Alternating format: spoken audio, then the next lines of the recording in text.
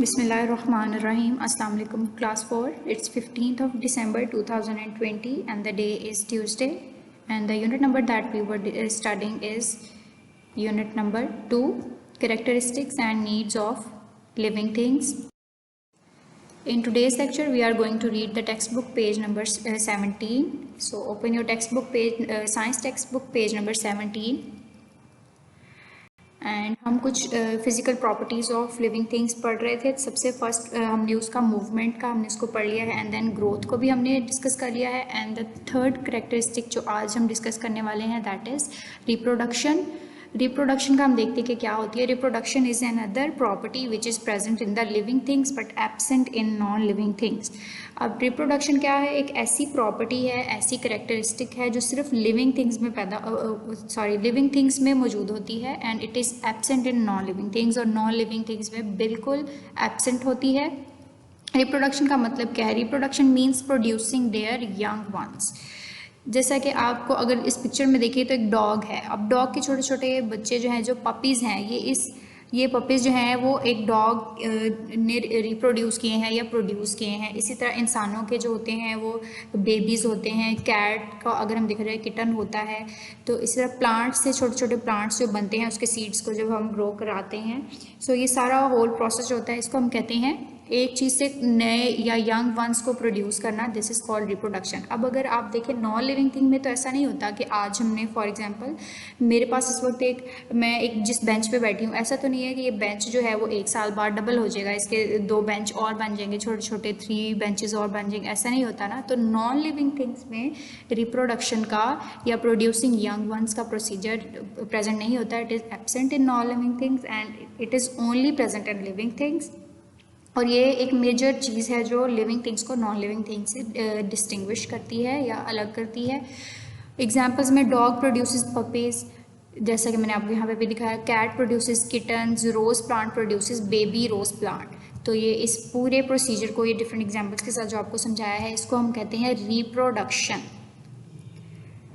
Then comes your dictation words. Let's see what are your dictation words for this.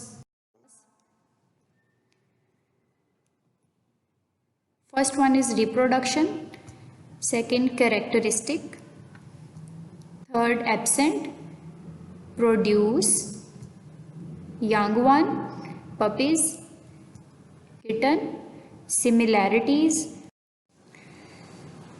That was your dictation words for this class. Now you will have to open your open your notebook for writing the question.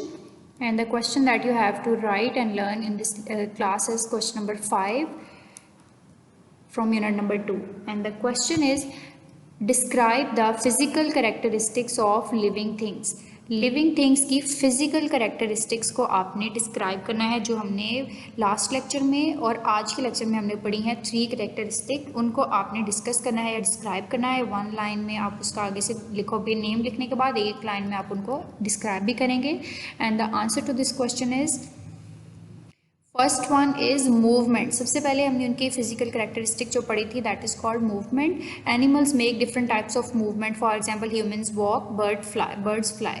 आप just 2 example दे के आप जिस तरह बता दोगे कि different animal makes different movement, और ये सबसे पहला उनका फिजिकल कैरेक्टरिस्टिक था जो हमने पढ़ा है. And the second characteristic that we have studied is growth कि वो उनका साइज इंक्रीज होता है. A continuous increase in size of living thing. ये आप जस्ट 1 लाइन में उसको एक्सप्लेन कर दो कि कंटिन्यूसली चीज़ का साइज ग्रो करता रहता है, इंक्रीज होता रहता है, तो उसको हम ग्रोथ कहते हैं. That this is the second physical characteristics of living things, जिससे हम लिविंग थिंग्स को पहचानते हैं. And the third one is reproduction, the process of producing young ones. के यंग वंस को प्रोड्यूस करने का प्रोसेस जो है उसको हम रिप्रोडक्शन बोल रहे हैं. And the example is cat produces kitten. आप यहाँ पे डॉग की एग्जाम्पल भी दे सकते हो. That is up to you. So these 3 are the physical characteristics of living thing, जिसकी बेसिस पे हम ये डिसाइड कर सकते हैं कि whether the thing is living or non-living. If these characteristics are present in that organism or that thing, तो हम उसको बोल सकते हैं कि living है. और अगर these characteristics are absent तो हम बोलेंगे कि वो living thing नहीं है, उसको हम non-living thing बोलेंगे. सो इस क्वेश्चन को आप अपनी नोटबुक पे लिख भी लें और इसको याद भी कर लें. That's all for today's lecture.